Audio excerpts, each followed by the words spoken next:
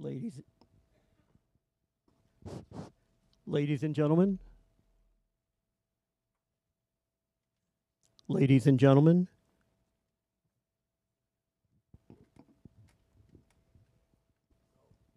ladies and gentlemen, please stand. Ladies and gentlemen, please stand for the presentation of colors with the Metropolitan Police Department Ceremonial Honor Guard Unit.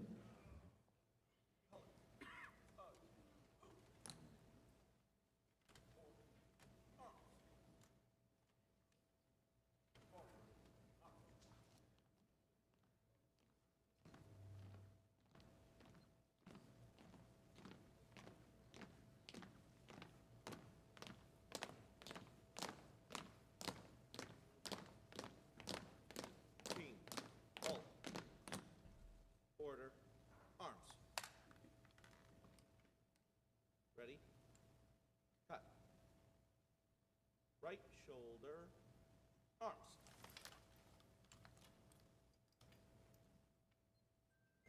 Ready, cut. Present, arms.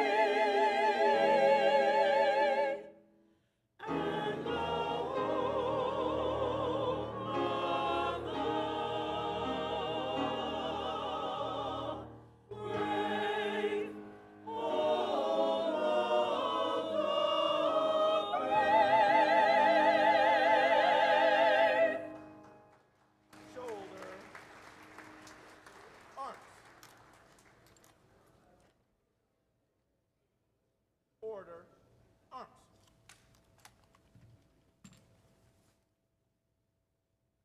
Ready, cut. Port, arms. March in file. Ready, step.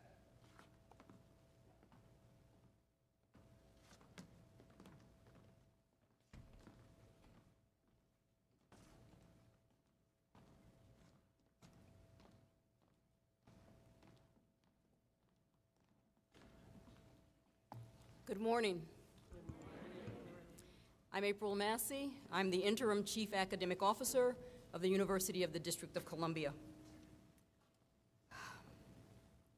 And I am pleased to welcome you to the investiture ceremony of our 10th president, Dr. Maurice D. Edington. I want to pause for just a minute and allow all the guests that are standing, if we could allow them to make their way to seats. And I believe there should be a reserved seat for Mrs. Ali closer to the front. Yeah, should be right there.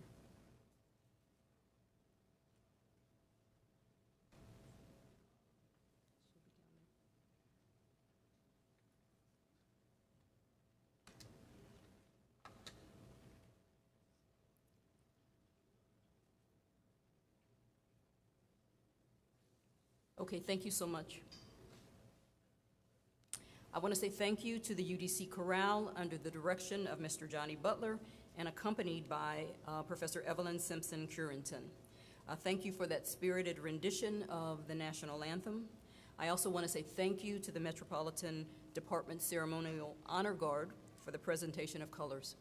I'd ask that you now remain standing as Dr. Jeffrey Fleming, Acting Dean of the College of Arts and Sciences and also an Associate Professor of Mathematics here, comes to deliver the invocation.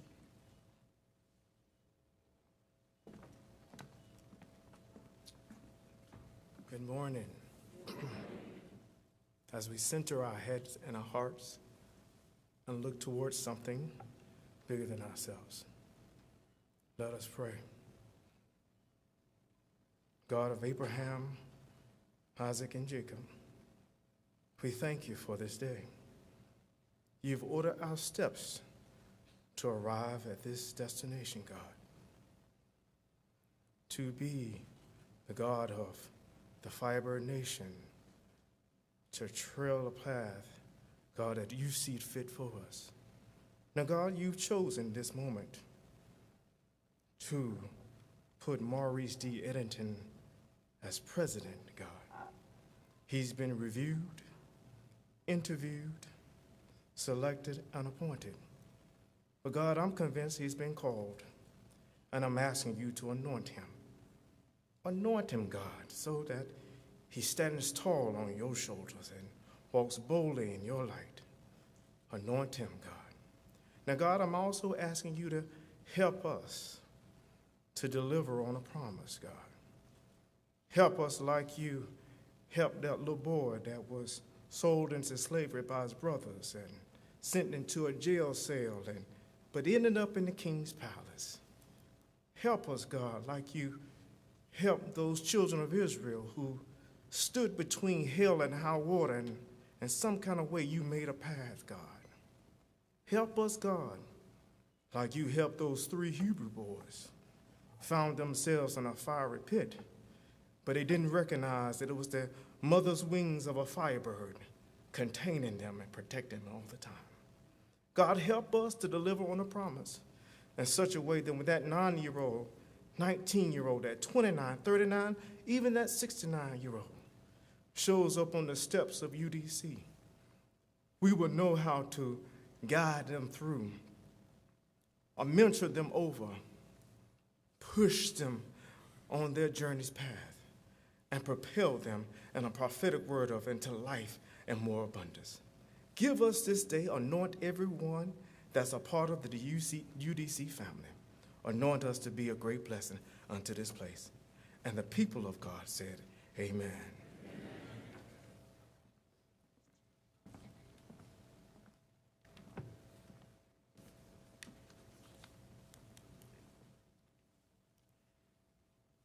Thank you, Dr. Fleming. Please remain standing for the singing of the Black National Anthem. Lift every voice and sing.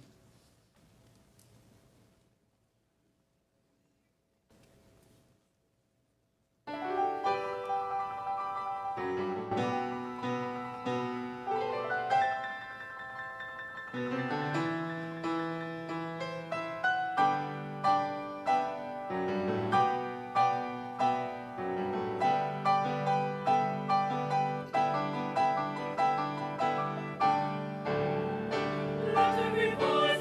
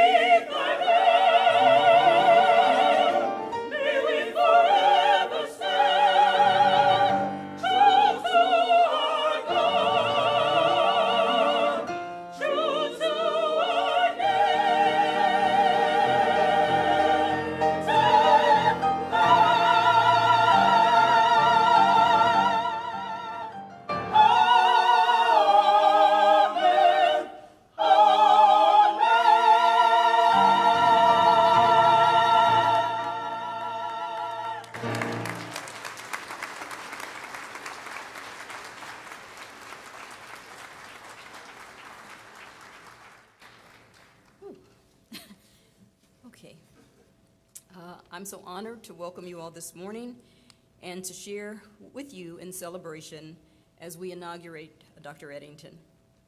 I would also like to take another brief pause to allow any guests standing in aisles to be seated, and then I would ask that the ushers probably close off additional participants on this level and direct people to overflow in the balcony. I'd now like to invite the university's Board of Trustees Chairman, Mr. Christopher Bell, to deliver welcoming remarks. And the mayor has asked me, shall we sit? And yes, we shall. Oh,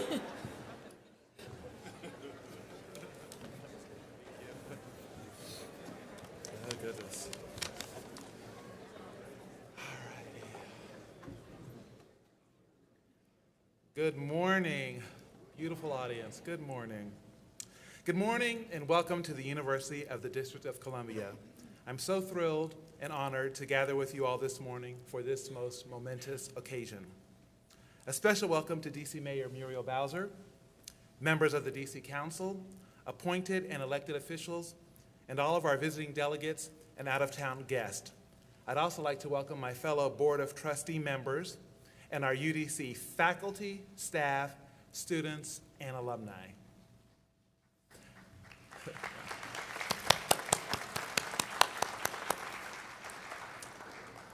Today symbolizes the first page of a new chapter in UDC's story. As many of you know, the university has a rich history dating back to 1851, when a normal school for young black women boldly proclaimed that all people deserve a quality education.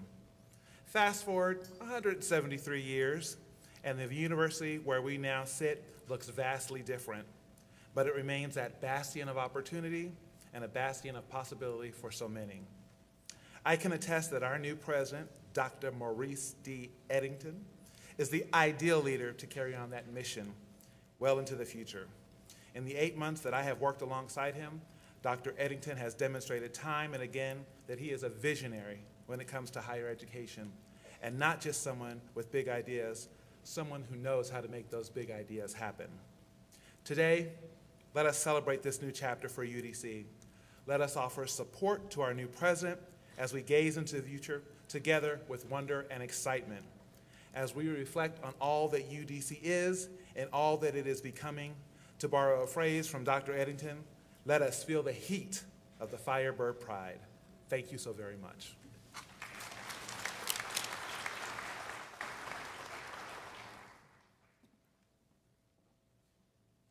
Thank you, Chairman Bell. If you've not done so yet, would you please silence all cell phones and other electronic devices? Thank you. It is my utmost pleasure to introduce our next speaker.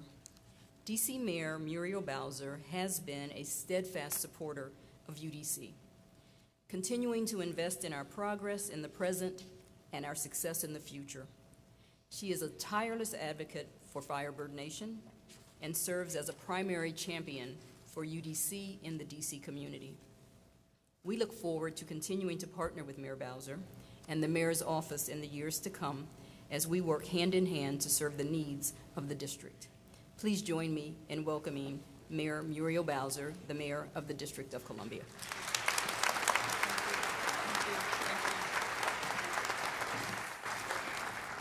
Well, good morning, UDC. Today is indeed a great day to celebrate our University of the District of Columbia. I am extremely delighted to be here to formally inaugurate the 10th president of our university, Dr. Maurice Edington. I want to congratulate Chairman Bell and the Board of Trustees of the University of the District of Columbia for an outstanding process and an excellent selection. I too want to acknowledge the faculty and staff here at UDC who make sure we have a warm, welcoming, and challenging environment for our students. Please give them a big round of applause. I also want to acknowledge our entire public education team. We're joined today by our Deputy Mayor for Education, Paul Kine, the Chancellor of DC Public Schools, Louis Farabee. I too want to acknowledge Superintendent Dr. Grant and the leadership of our public charter schools. Please acknowledge them.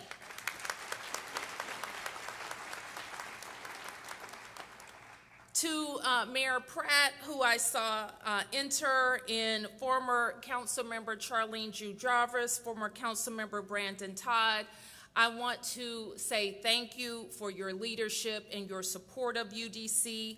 UDC's Councilmember Matt Fruman, thank you for being here as well. So I speak on behalf, well, give them a round of applause, indeed. So I rise to speak on behalf of 700,000 grateful Washingtonians. I have had the opportunity to meet and to get to know Dr. Edington and Mrs. Edington. And when I met Dr. Edington, I knew he was the right man for the job. His energy is unmatched. His expertise in higher education makes him a perfect fit for UDC and to take UDC to the next level. But most importantly, he has a passion for students, a focus on their outcomes, and his responsibility with the staff of UDC to connect them to great opportunities right here in the District of Columbia or wherever their passions take them. I love that within the first 90 days, Dr. Edington set out an ambitious mission to communicate a high-level vision for UDC, including listening and developing his presidential priorities and sharing them with the DC community.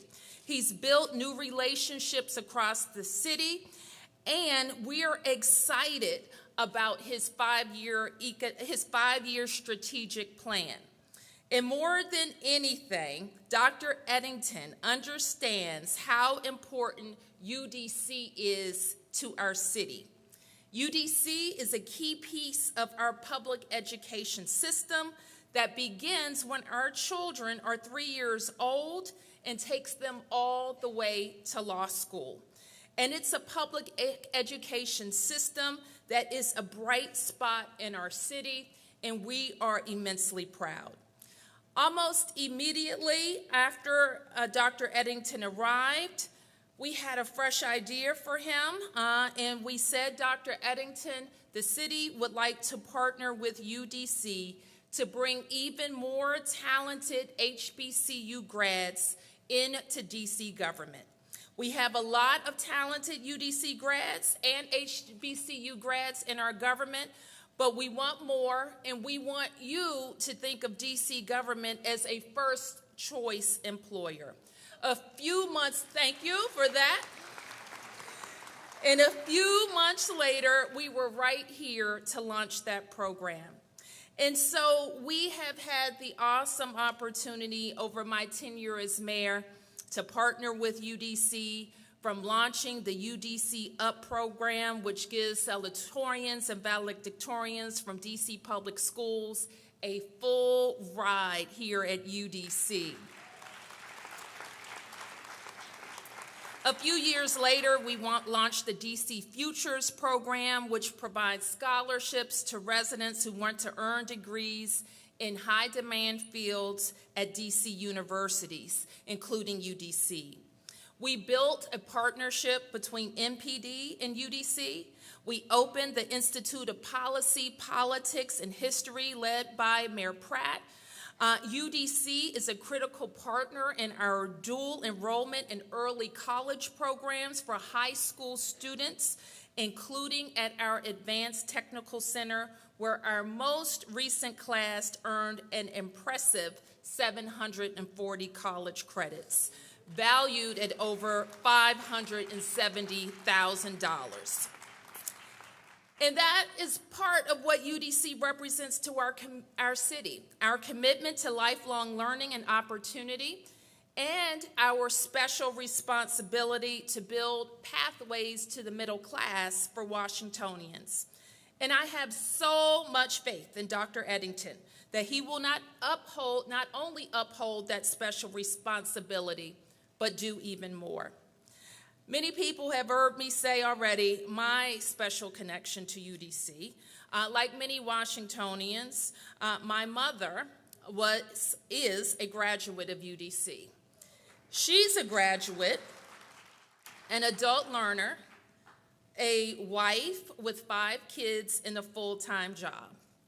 She came to UDC having worked all night and sent us all off to school to earn her degree in nursing. She took that degree, she had a wonderful career, and she was able to send us to school, off to college, and her daughter became mayor. So right now, we know that we have a mighty enrollment and growing at UDC from undergraduate to law school. And we know that Dr. Edington has a focus on building the opportunities for DC residents and more. DC and UDC have a proud legacy and a partnership that we hope to continue. Today is a remarkable moment for UDC and a fitting starting point for what will be a phenomenal next chapter in the university's unique legacy, guided by a 5-year strategic plan to become a world-class flagship university for the nation's capital, a model for student success, the district's workforce economic engine, a research and innovation hub, and it has the goal of uniting all university stakeholders in support of our shared vision for DC. Dr. Edington, you have already been a transformational leader, and your persistence with making sure that UDC is connected to our business community, our communities across all 8 wards, in uplifting your vision for higher education in Washington is a model that we look forward to following. So I want to be here on behalf of all of us in my administration, 700 Washingtonians, to say we are so looking forward to working with you for years to come. Thank you very much.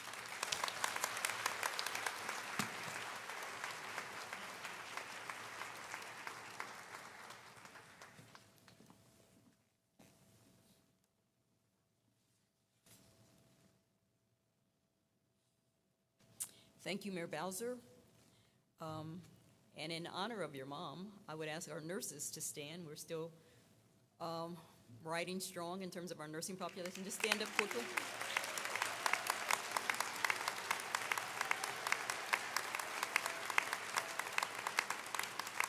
Thank you.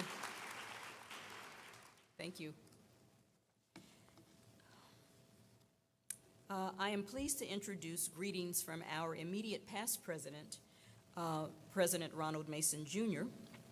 President Mason was unfortunately unable to join us in person for the ceremony, but he will be sharing his remarks by video. Hello, Firebirds. Ronald Mason here. I am sorry I can't be with you on this auspicious occasion. Family matters require that I be in New Orleans at this time, and Dr. Edington has graciously allowed me to convey my congratulations by video. I am excited about what today portends for our university. I have visited with and talked to Dr. Edington on several occasions and watched him work. He obviously cares for and understands the students, and the vision laid out in the new strategic plan is a clear path to success. Dr. Edington, you are the right president at the right time in the history of the public institution of higher learning in and for the nation's capital. I wish you all success.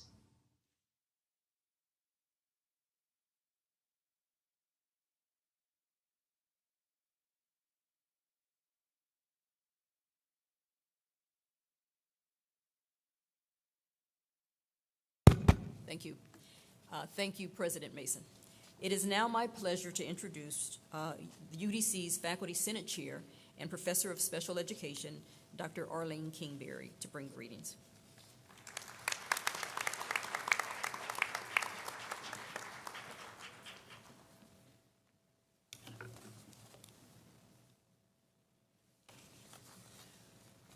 Namaste, bon dia, bonjour, guten morgen, maki, buongiorno, buenos dias, assalamu alaikum, good morning.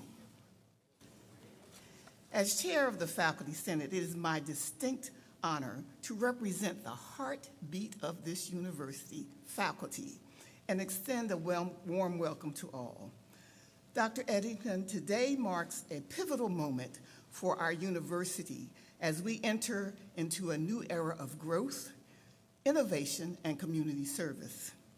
You are a faculty member's dream president because you have a distinguished career as a scholar and leader in higher education.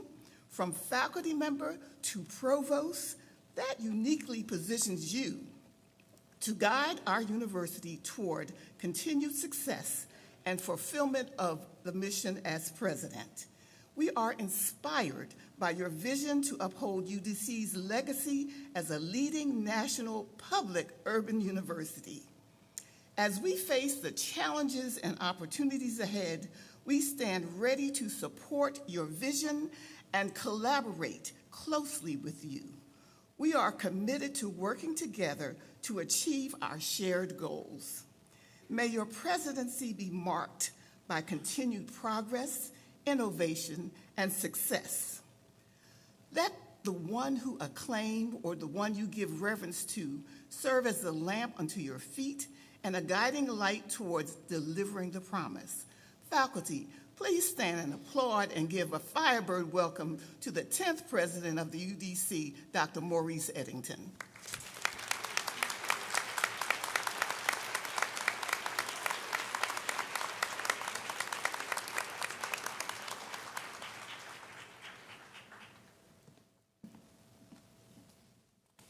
Thank you, Dr. Kingberry, and thank you, faculty members. I would now like to introduce several of our student leaders. Travis Henderson is the student trustee to the Board of Trustees. Reginald Tarver is a representative of the university's Workforce Development and Lifelong Learning unit. Darshaniqua Smith is the president of the UDC Community College Student Organization. Brent Thigpen is the president of the Undergraduate Student Government Association. John Orongo is president of the Graduate Student Government Association. And Imani Robertson is president of the Student Bar Association.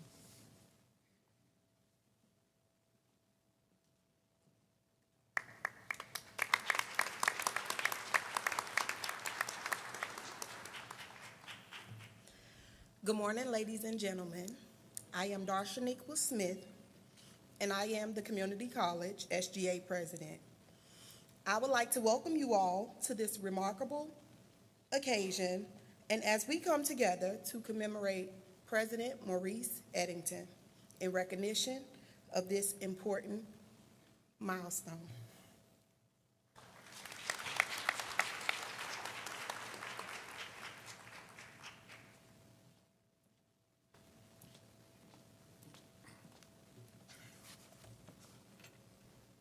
Hello, good morning, UDC family and friends and community and our honored guests.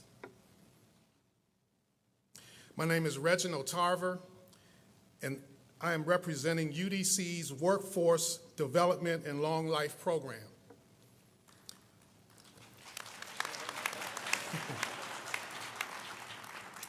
Benefiting DC residents in through several career pathways. And we know that it's aptly named because it says long life learning, and learning, by our own testimony here today, is a long life journey. Somebody say amen. We are excited that Dr. Edington is a leader and visionary, guiding strategy to other executives and senior administrators. overseeing academic programs, activities, and services, including quality, research, and planning. And under his leadership, Dr. Edington elevated FAMU to a first-place ranking for public HBCUs for the past 4 consecutive years. As a result, we expect a bright future that will make UDC the premier choice among other great universities locally, nationally, and abroad. Thank you.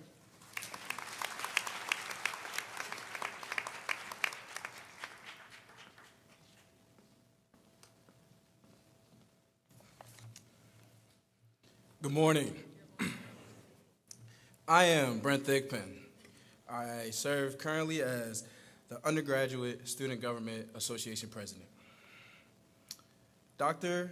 Maurice D. Edington is the 10th president of this illustrious university of the District of Columbia.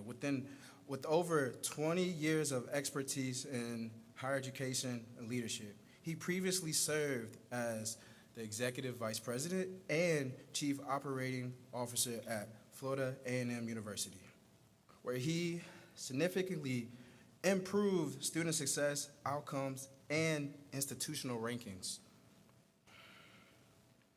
Prior to that, he held roles as Provost, Vice President of Strategic Planning, and Founding Dean of Florida A&M University College of Science and Technology. Let's give it up for him a little bit. Come on.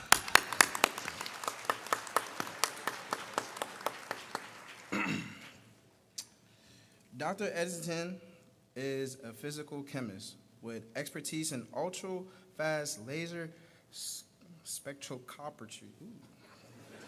Listen. That's off to you. And STEM education. But he also received his BA, his Bachelor in Arts and Science in Chemistry from Fisk University, a Ph.D. in Physical Chemistry from Vanderbilt University, and completed postdoctoral studies at Duke University, where he was a National Institution of Health National Research Service Award postdoctoral fellow. Thank you so much.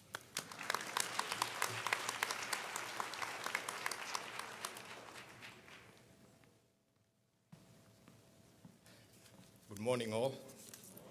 Yeah, UDC family and also the distinguished guests. My name is John Irongo, and I serve as the president of the Graduate Student Government Association. So I'll start by borrowing some words from President Edington, your words, and I quote, it says that you, the students, are the lifeblood of UDC. There is no UDC without you.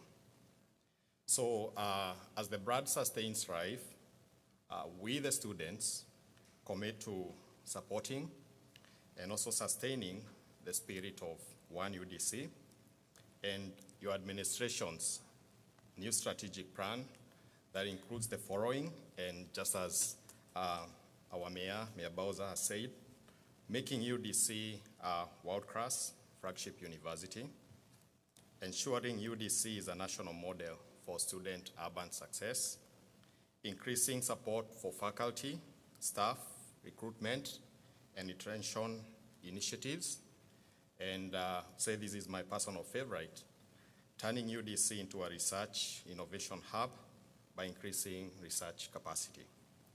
So as students, President Edington, we champion your shared vision of this great university to producing change agents whose success is actually aligned with all the stakeholders who represent one UDC. Thank you.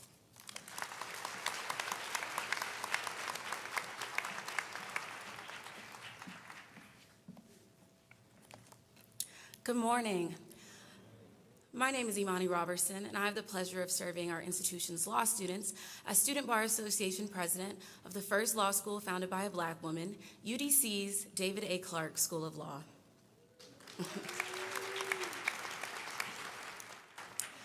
Under President Edington's leadership, UDC will rise to tackle the problems of today by training and educating the future leaders of tomorrow. Following his vision for UDC, we will embrace whatever challenges arise to create and maintain a vibrant academic community that fosters excellence, creativity, innovation, and equity. With President Edington leading the way, UDC will be an example for academic institutions in the district and beyond. And it is because of his leadership that when the time comes, UDC will already be prepared to be the flagship university of the 51st state of our nation.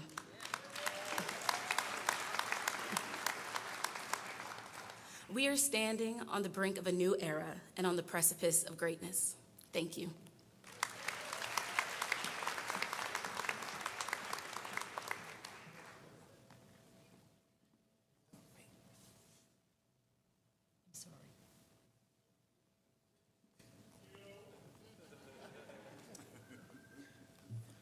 Good morning, everybody. My name is Travis Henderson. I serve as a student representative for the Board of Trustees here at UDC. Dr. Edington, I wish I could turn so I could speak to you. You are a beacon of inspiration, not only just a leader, but guiding us towards greatness, wisdom, and compassion. Your tirelessness efforts have elevated UDC to unprecedented heights, setting the stage for a future brimming with endless possibilities and boundless achievements. Thank you, Dr. Edington, for your extraordinary leadership and for you being the guiding legacy that will forever be on this path. Your legacy will forever be etched into the hearts and minds of who have had the privilege to be a part of UDC, as well as the community. Here's to you, here's to us, and to the limitless possibilities that lie ahead. Thank you.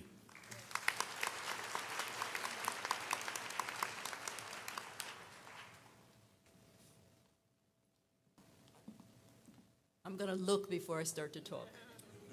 I think I'm good this time. I want to say thank you to all the students. If you could give them another round of applause, please.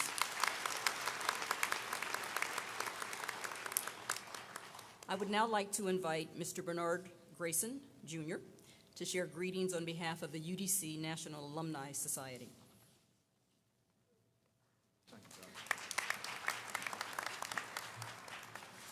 I know y'all know this one. What's the word? Let's get to business. Good morning, Firebird Nation. I'm Bernard Grayson, president of the University of the District of Columbia National Alumni Society. I am honored to be here with you this historic day, this historic moment. I'm delighted to know, I have become delighted to know Dr. Edington this year. He is thoughtful, insightful, brilliant. And while he's relatively new to Firebird Nation, he is already fired up about this university. As you can see it in the way that he speaks about UDC, with pride. The way he communicates with student and alumni, with compassion. The way he attends university events and takes time to speak to each and every person at those events. Dr. Edington shows up. He delivers. And he's here because he cares. He cares about the future of this institution. And he cares about the future of each and every one of us, whether you're a student, faculty and staff, or whether you're a part of the university community, greater community at large. I'm excited to partner with our new president as he moves us forward as one UDC. On behalf of the National Alumni Society, let me say welcome, Dr. Edington. We can't wait to see what you're going to do. All right, Firebirds.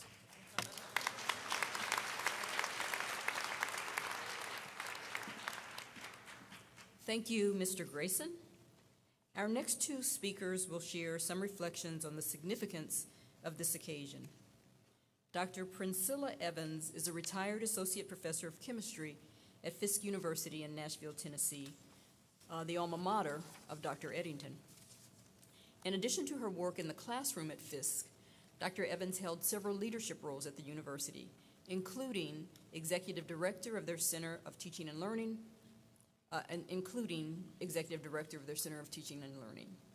Dr. Evans has also offered her expertise as a reviewer for the National Science Foundation, as well as guidance for the Presidential Awards for Excellence in Science, Mathematics, and Engineering Mentoring. Please join me in welcoming Dr. Priscilla Evans.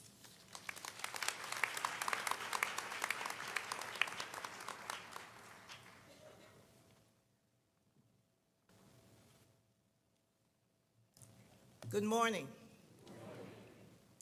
I never imagined that I would be standing before this audience for such an auspicious occasion, but let there be no doubt that I am glad to be here.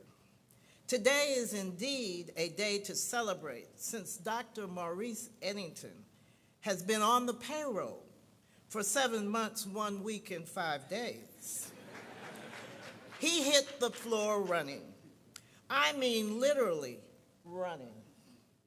Running to try to keep up with students on a basketball court. And also having informal conversations with board members. He is nonstop on the job. You here at UDC have the luxury of gaining Dr. Edington after he received an excellent baccalaureate education at Fisk University, a preeminent Ph.D. training at Vanderbilt University, outstanding doctoral experience at Duke University, and last but no way least, an invaluable 25 years on-the-job training at Florida A&M University.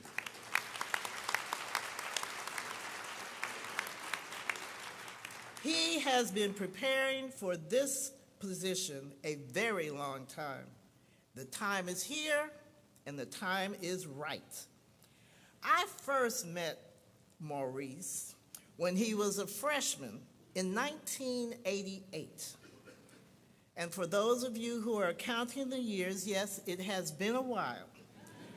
But understand that I, myself, was very precocious, and I started teaching as a child. But who knew then where Maurice D. Edington would be today? He was a serious student from Oakland, California. And although quiet around me, it was evident he was a young person who knew what he wanted to be in life. No, I'm not saying that as a freshman he had what his position would be, his profession would be, but he did know that he wanted to be a dependable person of integrity, an employee with an unquestionable work ethic, a man with an insatiable drive to do his best and to be the very best. To you, the young people matriculating scholars here, he demonstrates what hard work and tenacious determination can achieve. It involves making wise decisions and seeking good counsel. Dr. Edington, in my opinion, made a wise decision to come to Fisk University. He was afforded a nurturing environment surrounded by professors who wanted him to maximize his potential. I did what I was supposed to do. Push Maurice and other students to do what they didn't know that they could do. This is the environment that he is seeking to increase here at UDC. And I firmly believe that the union of Dr. Edington and UDC will yield positive and lasting effects on both. In closing, I wish to paraphrase the words of a revered college president, the late Dr. Mary McLeod Bethune, as written in her last will and testimony. I leave you love. I leave you hope. I leave you the challenge of developing confidence in one another. I leave you a thirst for education. I leave you respect for the uses of power. I leave you faith. I leave you racial dignity. I leave you a desire to live harmoniously with your fellow man. And finally, I leave you a responsibility to our young people. Our children must never lose their zeal for building a better world. Dr. Edington, I'm speaking to you. The UDC leadership, I'm speaking to you. Faculty and staff, I'm speaking to you. She, Dr. McLeod Bethune, has given you a charge. I know that you are up to the challenge, and I wish you well as you change the world one student at a time.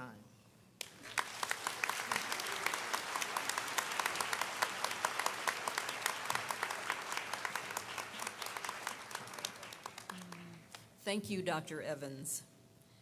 I would now like to introduce our next speaker, Dr. Makola M. Abdullah. Dr. Abdullah is the president of Virginia State University in Petersburg, Virginia, a position that he has held since 2016. During that time, the university has experienced its largest annual increase in enrollment in over a decade, and it has seen its highest retention rate in more than 20 years. Virginia State University has also witnessed its highest four-year graduation rate in the university's recorded history under Dr. Abdullah's leadership. Please join me in welcoming Dr. Makola Abdullah.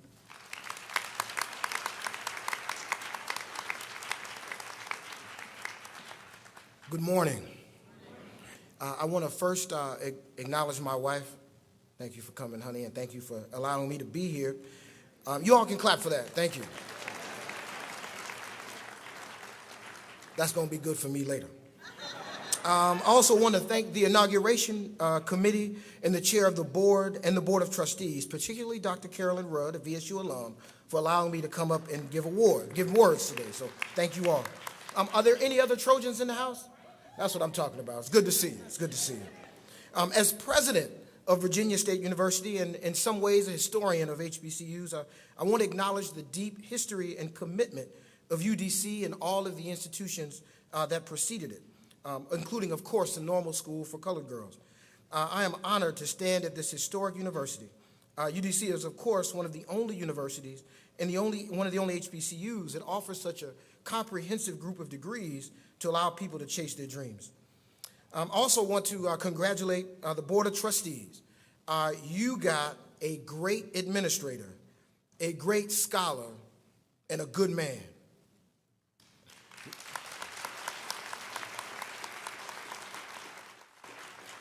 In the late 90s, for the students, that was approximately 185 years ago, there was a cohort of faculty that were all hired in together.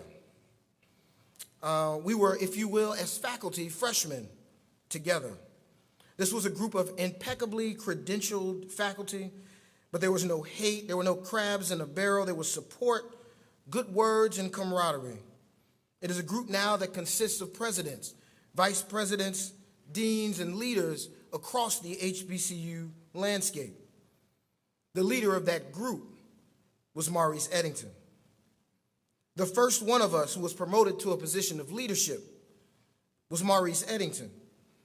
He was the best friend, the best supporter, the first leader. He was patient, never made it about himself, always supported the team. He was the best of us. He is the best of us. I have always looked up to him. That was a short joke. Thank you very much. I'm trying up here now. I'm trying. I have always looked up to him. He was always tall in stature, but he was also tall in character. He is a good man. He was one of my sponsors when I joined the greatest fraternity in the world, Alpha Phi Alpha Fraternity Incorporated. He does not hold himself above others. He does not take himself too seriously. He is a good man. Now we are in a new fraternity together as presidents. These jobs as presidents are interesting. I think one of the most interesting things, it'll be obvious when I tell you, but you don't have any colleagues on campus. You know, right now when you get a little upset as a faculty member, you go to lunch with another faculty member and talk about somebody. I'm not saying I used to do that, but I know that it happens. As presidents, that's a little bit more difficult without having colleagues on campus. And while our paths didn't cross much in his first early months, in the past few weeks, they've crossed a bunch. He hung out with us for a little bit at CIAA, and I saw him at TMCF last week at Thurgood Marshall College Fund. To the board, I want you to know that he is already developing a reputation among his colleagues and others in the community for leadership and innovation. I cannot tell you how awesome it is to have him around. So selfishly, I say I'm happy that you hired my friend to be the president. He'll tell you, I've begged him for the better part of 6 years to become a president. I have many presidents, including Dr. Minta Bro of Bowie State, who's in the audience. I have many presidents who have become friends, but not many friends who have become presidents. And I couldn't figure out for the life of me why it took him so long to leave. But now I know he was destined to be here as a Firebird.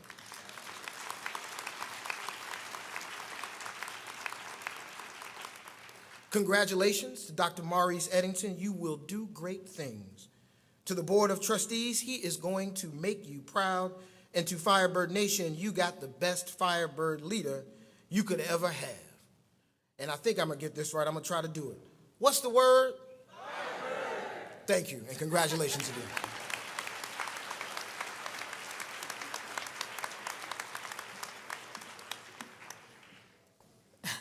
Thank you, Dr. Abdullah. I would now like to invite the UDC Chorale to perform a musical selection.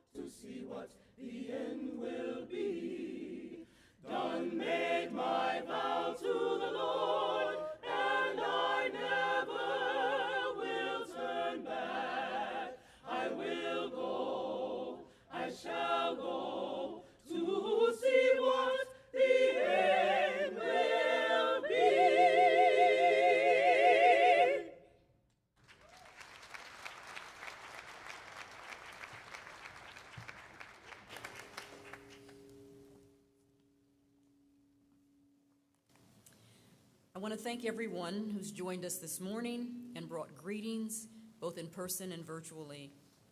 Your participation is a great testament to the support that this university enjoys.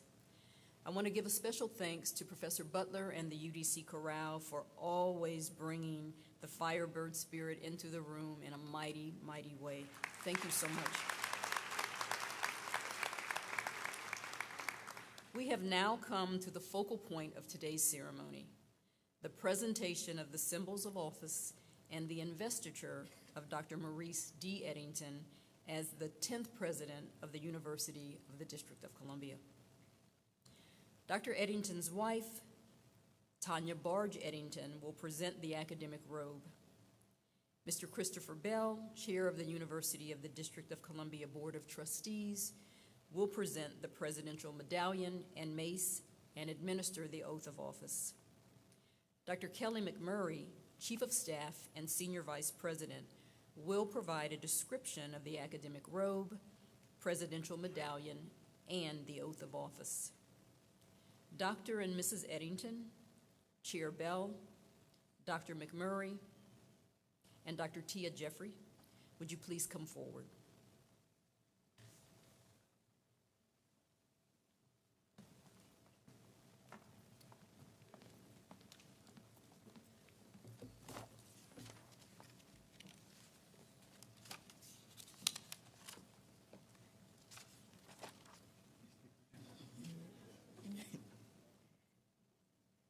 Good morning. Mrs. Edington will present Dr. Edington with his academic robe. It bears the university seal and links the UDC of today with institutions of the past and preserves the insignia, dress, and ceremony that have characterized the company of the learned since their inception. Mrs. Edington will now assist you into your new robe.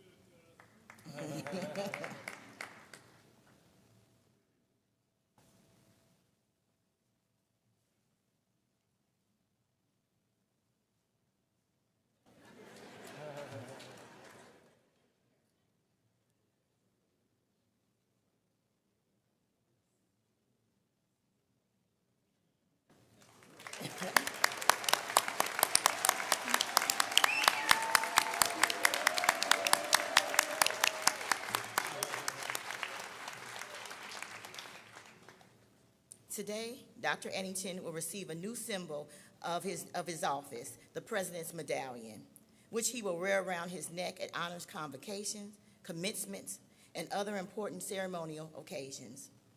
Its weight is a reminder of the heavy responsibilities that must be willingly carried by all who occupy positions of leadership.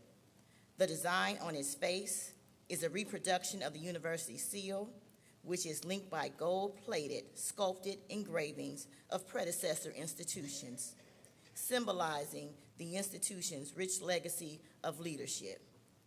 Chair Bell will drape you with this medallion.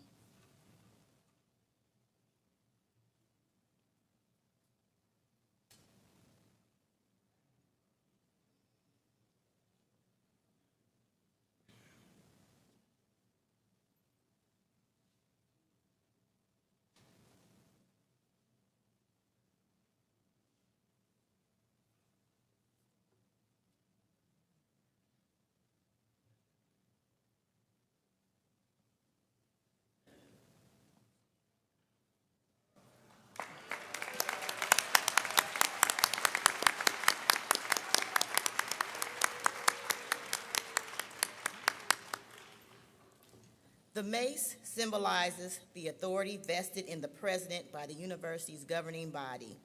The shaft bears the seal of the university. The mace is bronze and walnut with 4 seal medals mounted on its head and 16 engravable sections. Its design depicts strength, knowledge, and unity in education. Chair Bell will present this mace to you as the 10th president of the University of the District of Columbia.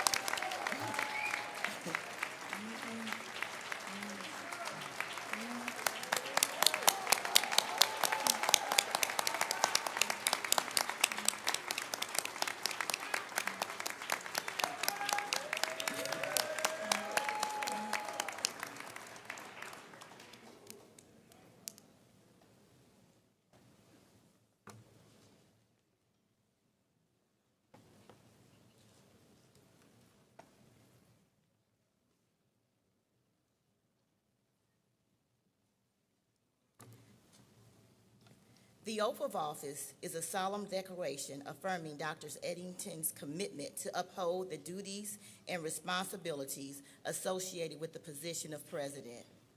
The oath of office represents a solemn promise to lead with honor, integrity, and accountability, and to work tirelessly towards advancing the university's mission.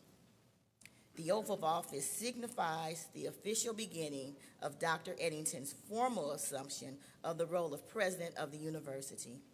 Chair Bell will administer the oath of office to you.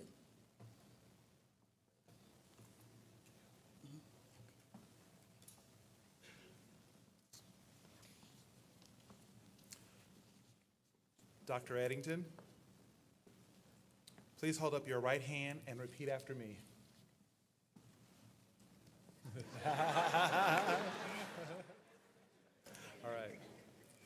I state your name, please. I, Maurice Edington, Do solemnly swear do solemnly swear that I will faithfully that I will faithfully discharge the duties discharge the duties of the office of the President of the University of the District of Columbia, which I am about to enter. Ladies and gentlemen, it's a great privilege for me to present to you the 10th President of the University of the District of Columbia, Dr. Maurice D. Edington.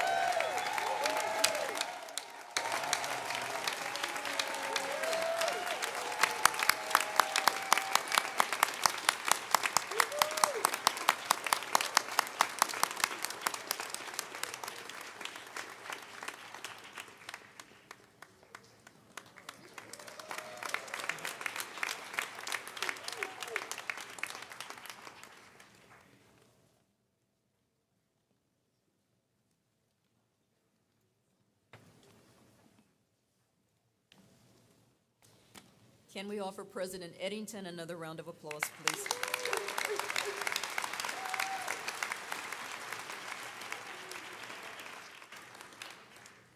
I'd also like to thank Chairman Bell, Dr. McMurray, and Mrs. Edington.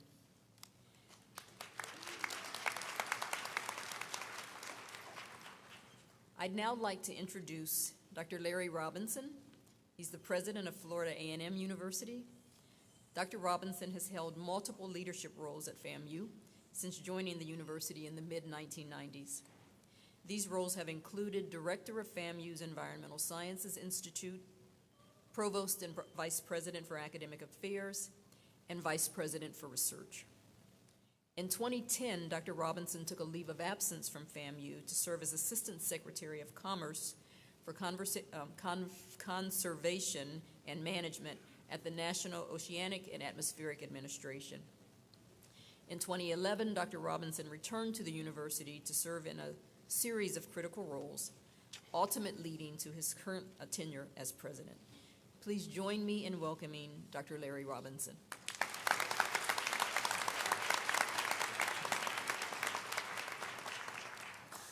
Good afternoon, everyone. It is my pleasure to be here today to introduce you to someone who has already been introduced, but I'm going to do my best anyway. It is typical on an HBCU program of this type, of this length, that by the time you get to this point, protocol has been established and everything has been said. But I have a few things that I want to share with you about this gentleman that you might not know. First of all, I want to congratulate the Board of Trustees, Mr. Chairman, for making an excellent choice in choosing Dr. Edington as the 10th president here at the University of the District of Columbia. And Madam Mayor, I want to thank you too, because I know you played a significant role in the success of this institution, and will also play a role in Maurice's successes as well. So thank you all for joining us. So on the behalf of Florida A&M University, and from the highest of 7 hills in Tallahassee, my wife Sharon, who's here as well, of 38 years, right? We're 30, almost 30, well, 39, it is 39. Okay, it's gonna be a tough night tonight, but anyway. But it's I'm here to congratulate our friend, our colleague, and former Executive Vice President and Chief Operating Officer, and now the 10th President of the University of the District of Columbia, Dr. Maurice Edington. I don't know where that D came from, but that's all right. On the occasion of his inauguration. Now let me begin, and I might want the lights switch to the audience for a minute, by asking all of the Florida A&M University faculty and staff and students who are in attendance today to stand.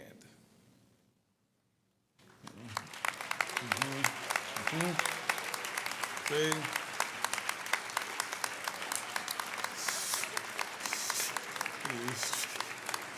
So I would ask this question. Are there any rattlers in the house? All right. I also want to acknowledge the chair of our Board of Trustees, Academic and Student Affairs Committee, Ms. Nicole Washington, who's joined us all the way from Miami. Thank you, Trustee Washington. Would you please stand and be acknowledged? So that's really the major part of my message to you this morning, the UDC community, about this individual you have selected as your 10th president. These people who came all the way from Tallahassee and places afar are here because of their tremendous respect, admiration, and indeed love for Dr. Edington.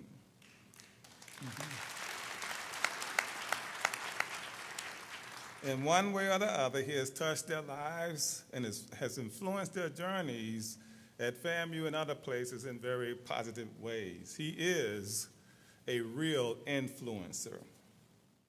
Many times at Florida A&M University, there would be members of my senior leadership team, and by the way, about 80% of them are here today. We could hold a meeting, but we won't.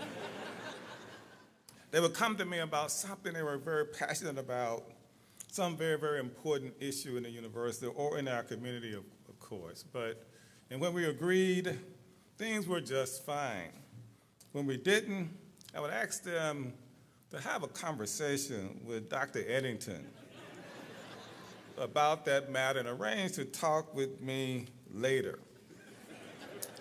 And of course, I would give Dr. Edington, the Dr. Edington, I don't know how to put that D in there, about the matter and tell him what my feelings were. Well, invariably, except for the case of Dr. Shante Friday Stroud, the person in question would come back to me after speaking for hours, sometimes with Dr. Edington about the matter, return to me dazed, confused, and would state whatever it was that they thought they wanted or needed was the worst idea they have ever had. We often refer to this as being Maurice. Telling you, y'all gonna learn.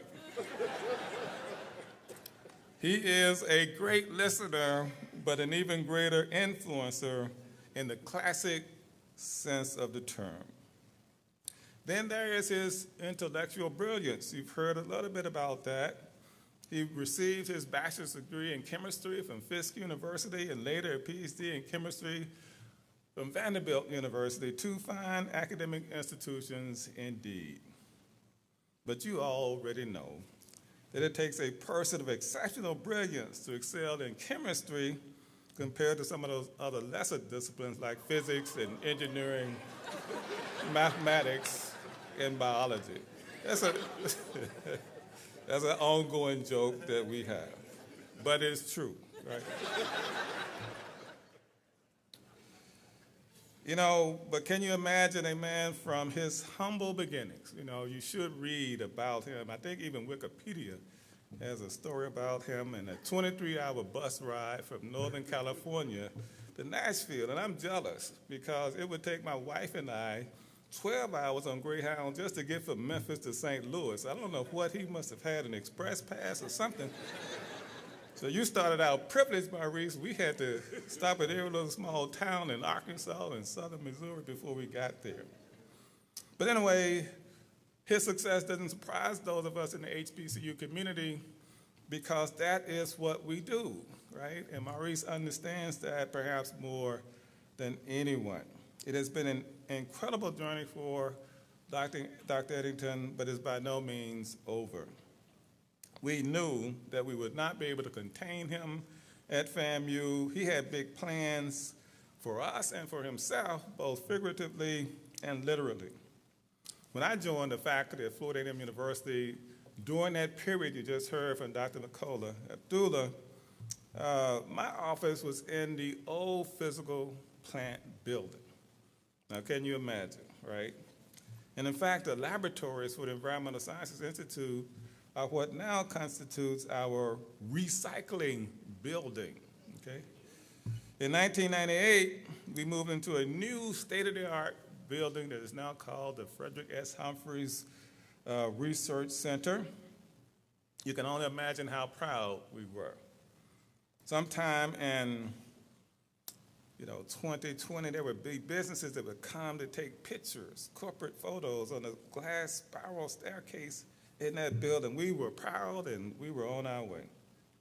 Sometime in 2023, 2024, when I was asked to serve as FAMU's provost the first time, I moved out of that building and into the provost office building, and I was driving along, of all places, Martin Luther King Boulevard, and I was alarmed to see some piece of laboratory equipment protruding through the window of the building, right? Now, this wasn't an ordinary window that you could open. It was like those block those block glass windows, right, that sometimes you see right down the street here, right? So he had to destroy, somebody had to destroy those windows in order to get this equipment in.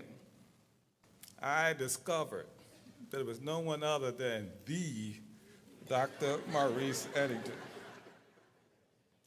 You know, as provost folks, and Maurice was still tenure track, And I was tough on tenure, as Dr. Abdullah can attest as well.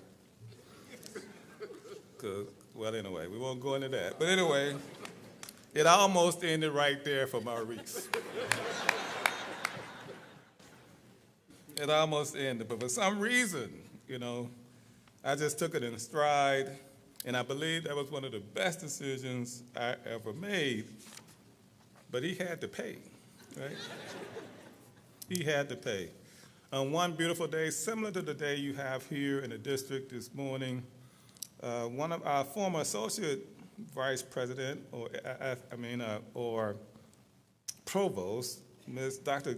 Gita Pitta, who's right here in the audience. Dr. Pitta, could you wave your hands like you don't care? She brought Maurice to my office to recommend him to attend our regional accreditors meeting. There was a new thing being developed at SAC-COC, the Southern Association of Colleges and Schools Commission on Colleges, something called the Quality Enhancement Plan, and it's something we needed to get ready for. And she wanted to send Maurice to do this, right? I paused for a minute and said, you mean the guy that broke the window? That guy? And then I said, well, maybe this is my opportunity for revenge. The folks, once again, it was one of the best decisions I've ever made. Maurice went, learned, and shared, and prepared the university for this new undertaking. We did extremely well. And by the way, he later became our SAC-COC institutional liaison and led the university to the best possible outcomes during our decennial reaffirmation in 2018 with no findings and no recommendations. He did that.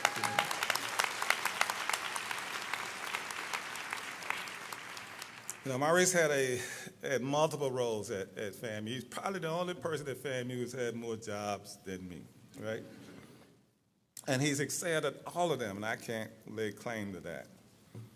His assignment included establishing, and these are not just job assignments, these are changing the culture at the university. We wanted to establish a database culture for decision-making at the university. Maurice helped us to do that. He helped improve the standards for research, teaching, and service as the founding dean of the College of Science and Technology, and led the university to its highest score ever on the State University System of Florida's performance funding model as provost and vice president for academic affairs. And in case you're imagining, yes, I did hire him for both of those jobs, but I was still trying to get my revenge. What he did most of all that I think helped transform the university was constantly reminding us that student success was our #1 priority, and all else that we do must connect with that fairly transparently, right? We had to make sure that students were at the center of our universe. Maurice served as our first executive vice president and chief operating officer. And yes, I hired him for that too.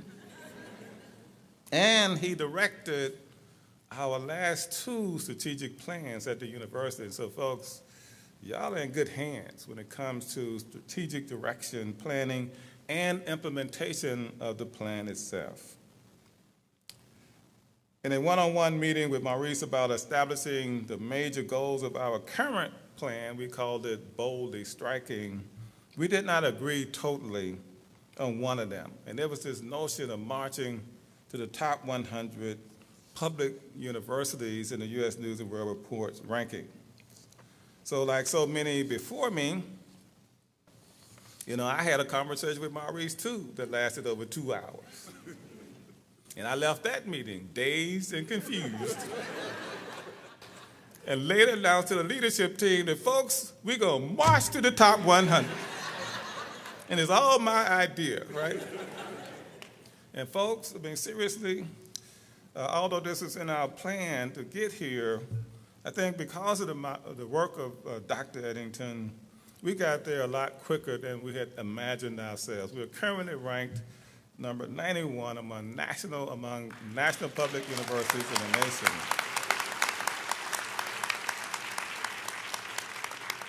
Now, if you think that's hard, this next one is really hard because we are also ranked the highest ranked public HBCU in those rankings for the last 5 years. Not 4, where did that guy go talking about 4 years ago?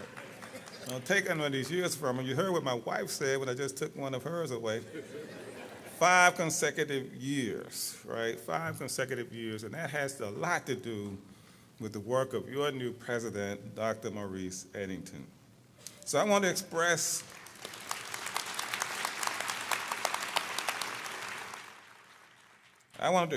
our thanks to our former Chief Operating Officer, Executive Vice President, and now your president, for his role of leadership in making so many great things happen at Florida A&M University. We like to say that great things happen at Florida A&M University every day, and throughout his tenure and his leadership roles at FAMU, that certainly was the case.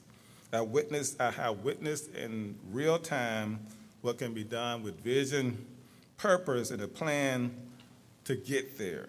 President Maurice Edington is a man of vision, purpose, commitment, integrity, and perhaps not least of all, humility. I'm told that a firebird is a bird that flies around giving hope to those who need it. No one needs that more than our students, their families, and their communities. Dr. Edington will build upon the great legacy of this institution and lead you to places that you have never imagined. He will likely get you there much quicker than you think. So Maurice and First Lady Tanya, we wish you well as you begin your new chapter here at UDC in the nation's capital. What could be a better place for you? But please remember that once a rattler, always a rattler. Ladies and gentlemen, the 10th president of the University of the District of Columbia, Dr. Maurice D. Edington.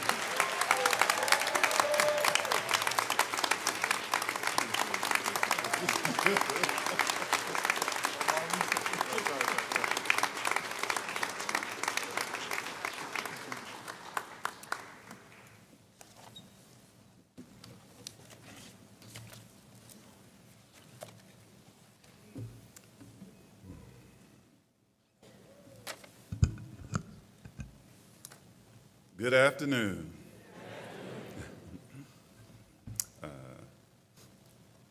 As you might imagine, I'm very humbled and touched right now.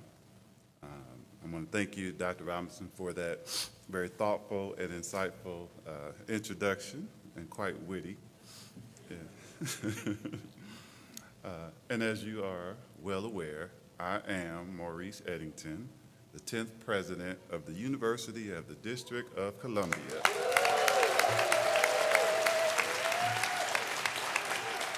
Thank you. And I'm extremely delighted to welcome you all to Firebird Nation. Yes. I want to start by thanking and recognizing our mayor, Muriel Bowser. Thank you. In so many ways. I always joke about her, but it's a true story. When we first met back in June in her office, Chair Bell and I, we had a good meeting, and she was filling me out. Who is this dude? All right, we had a good discussion. But at the end, she picked up this big old pamphlet. It's like this big. She said, here, read this. All right, remember that? She said, read this. And I said, well, it must be important, right? And it was the DC's comeback plan, the mayor's economic development strategy for the district to come back from the pandemic.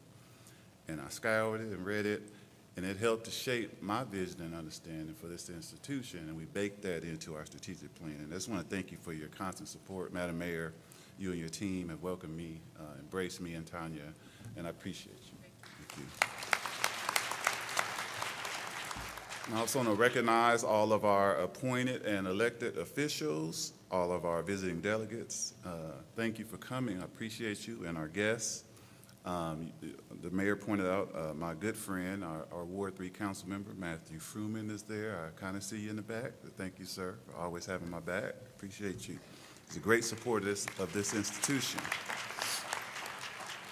I also want to recognize the members of our Board of Trustees, including Chair Bell, our executive cabinet and senior leadership team, our deans, our faculty senate chair, Arlene King-Berry, and faculty members, thank you, as well as our staff, our students, and our alumni, thank you. I also want to recognize and thank our First Lady, my lovely wife, Tanya Edington.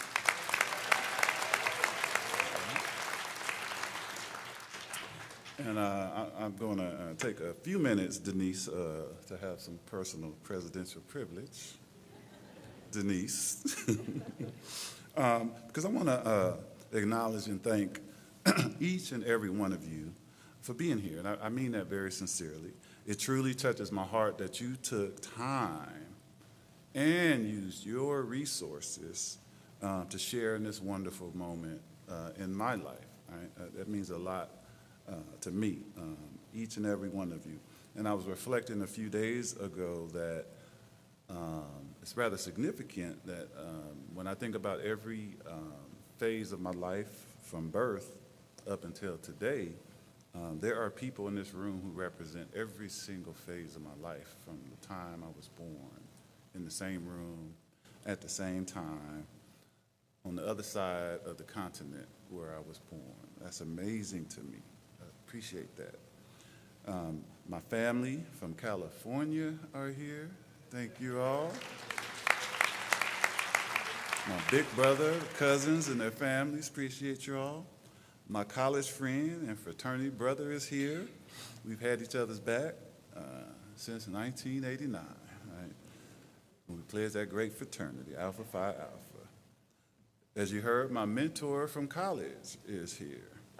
That's impressive. She's like my second mother, if you didn't know.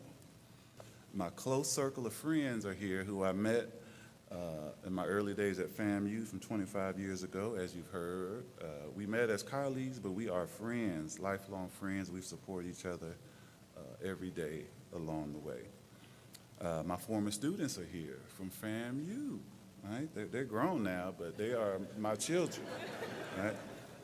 I truly love each and every one of you like you are my child. I know you know that, and I mean that. Those are my kids. Thank you. My family from Florida is here. Thank you all. Thank you. Oh, yeah. The Bards clan is well represented. And if you didn't know, they roll deep, okay? So thank you all. This family has embraced me from day one. Long before I married into the family, they were my family. They've always treated me as family from the first time I met them over 20 years ago, and that's thanks to my good friends, Jerome and LaWanda Fitz, who embraced me as a brother and introduced me to the family, and they've been with me and by my side for a long time. Thank you. I love y'all. Really appreciate it. And then you think about it, right? My other family, those Rattlers are in the house, right? That's my family, right? That's right, the Rattlers are here. And if you didn't know, the Rattlers always have your back. When they say once a Rattler, always a Rattler, it's like a cult, it's like the mafia. And if you didn't know, you know now, right? They came up here to make sure I didn't forget that I'm still in the mafia, right? But thank y'all for coming, and we worked together, we became friends, and they have raised me up and supported me throughout my career. So thank you all. You know, my professional role model, you just heard, is here, and his lovely wife, the First Lady, Sharon. Thank you all. Tanya and I have been studying them as a president and a First Lady for about 6 years. They didn't know, but they probably just found out a few months ago. But I told Dr. Thompson all the time, I would take notes and study him. Tanya, I said, you know, you guys are a role model right there. She's studying her. Then Ms. Robinson started giving her tips on how to shop and how to dress. You know, I heard, you know, it's good advice. And we was writing this stuff down and putting it in our little notebook. And, you know, we were blessed to pull it out and start using it. But I've had very good role models for what we're doing here. So I appreciate you all. And then, of course, my new family, right? Well represented here, of course, my UDC family and my DC family. Thank you all. Thank you all. I said, there has been no disruption in terms of us feeling like we're part of a family from leaving Tallahassee, Florida, to coming to DC.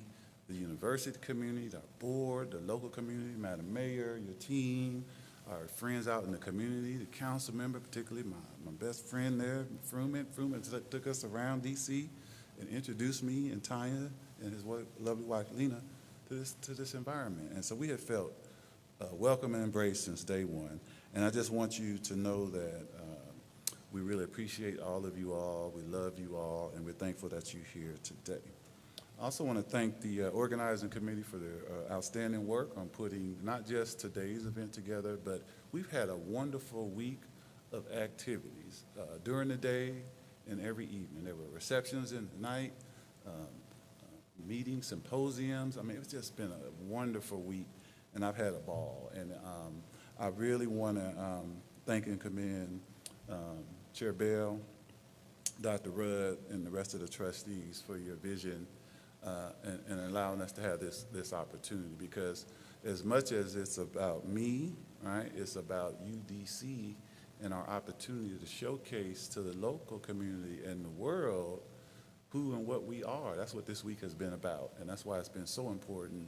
As I always say, stick your chest out with pride, and we can represent, and we've been doing that all week long. So thank you all, thank you all. Appreciate that. And I can tell you, it's an incredible honor just to be able to stand up before you and commemorate and celebrate this next chapter in UDC's history. All right, today is a day of significance for the university and also a day rich with significance for me both personally and professionally. I'm filled with humility and gratitude. Humility that I have been chosen to guide this storied institution toward the future, and gratitude for all the mentors whose faith in me led me here to this moment. People like my big brother, Alfonso, who insulated and protected me as a child. He's only 2 years older than me, but he seemed like he was 10, 15 years older than me growing up. And he protected me since the day I came out the womb so that I could grow and develop in a safe environment. I was a little nerdy growing up, and he was Mr. Cool. It's, you know, he still is. Right? I grew out of that nerdiness, though. Thank you. But he protected me, and he let everybody know that I was not one to be messed with. I'm going to tell you, that's no lie. People like my big cousins, James and Frank, right? They were both big brothers to me and Alfonso, and they stepped in while we were growing up the whole way, and even till to this day. And they filled the void that was not there when our parents were not around. Coached me in basketball and encouraged me to pursue a path in education, partly because I didn't have a career in basketball, right? And they both are contractors. They have their own businesses in construction and other areas. And while they were growing and establishing their businesses, they would provide Al and myself opportunities to work, sometimes letting me paint and hammer. But I had no talent there either. So they quickly encouraged me to get focused on education. So thank you. But they would put a little money in my pocket every now and then, and it went a long way. Right? People like Dr. Priscilla Evans, who offered me a lifeline when I didn't have funds to stay at Fisk University. You know, she taught me the joys of research.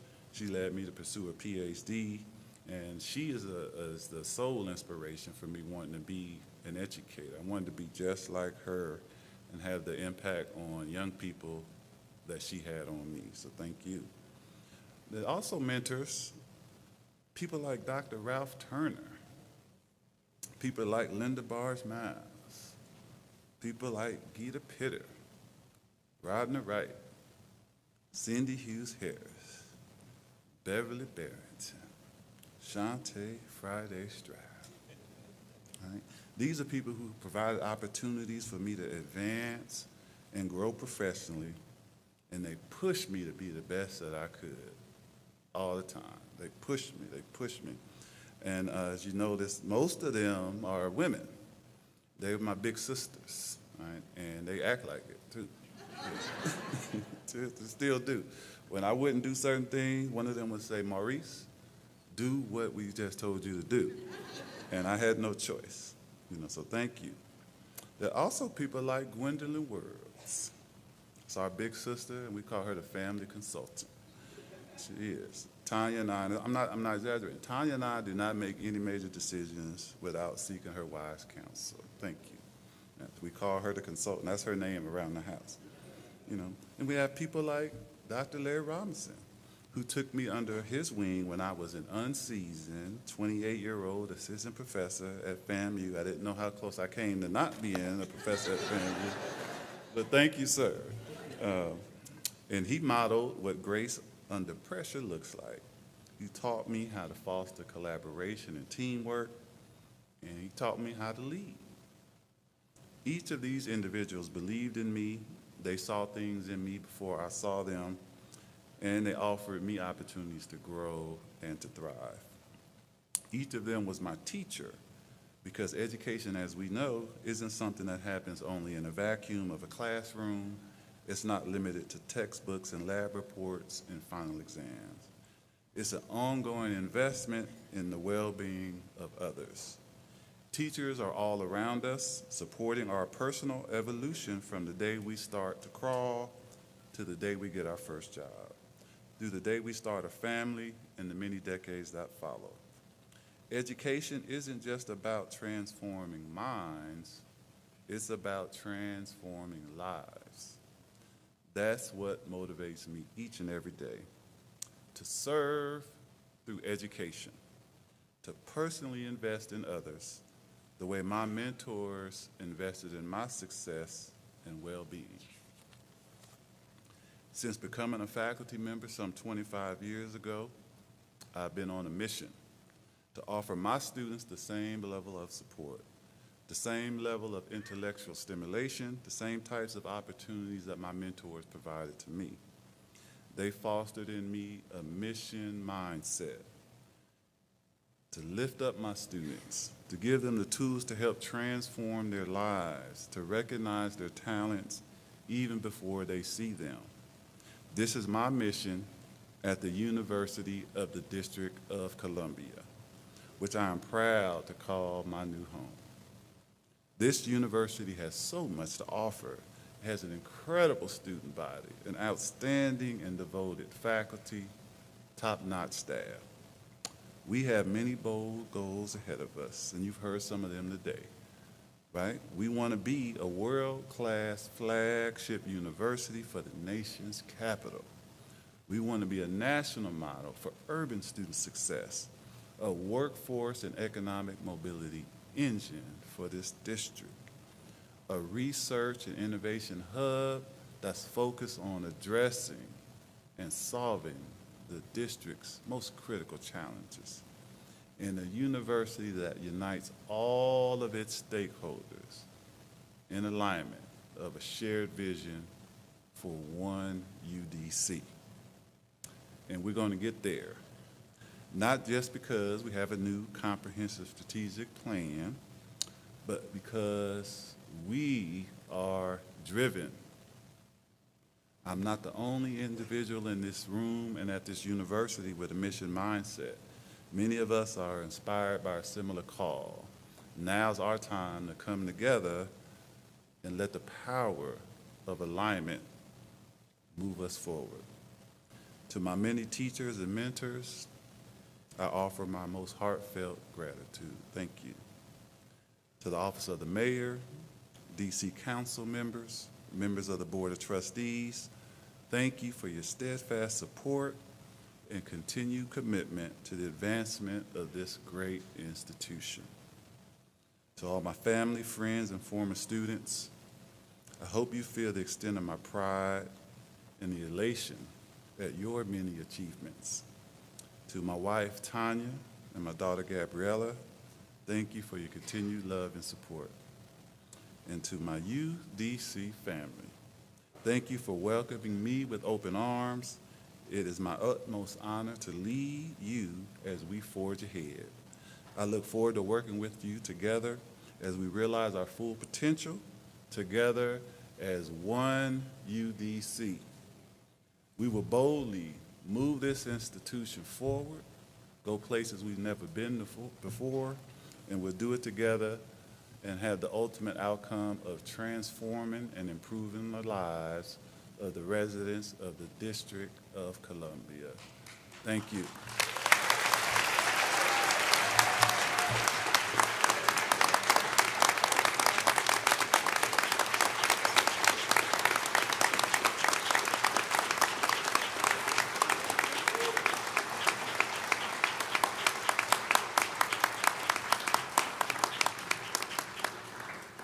May we please offer President Edington another round of applause?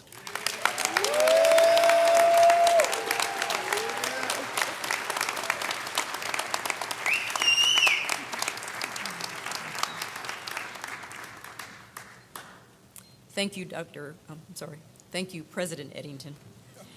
If audience members would please remain standing, and join me and the UDC chorale in the singing of Our Glorious UDC.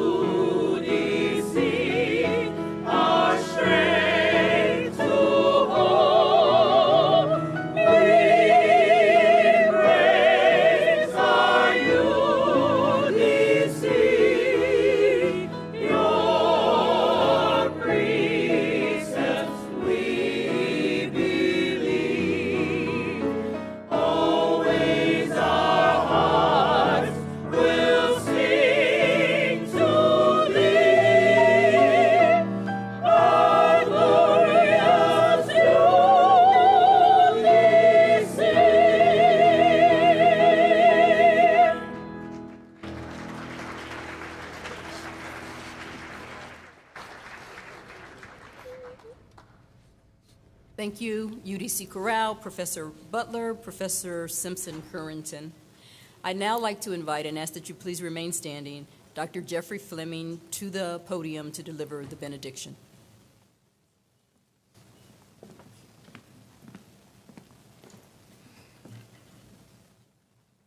Let us pray.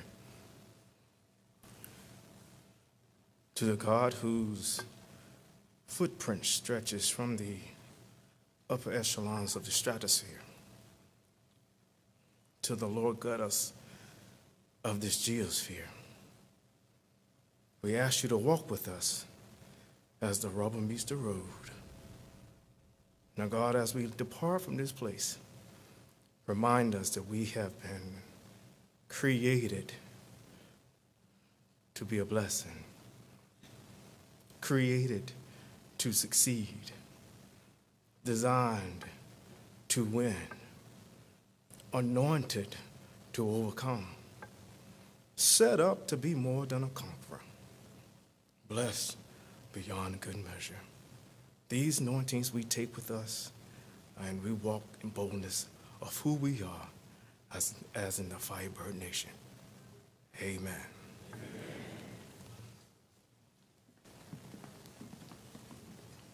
I want to thank Dr. Fleming, and I want to thank all of you who joined us today, both in the theater and virtually.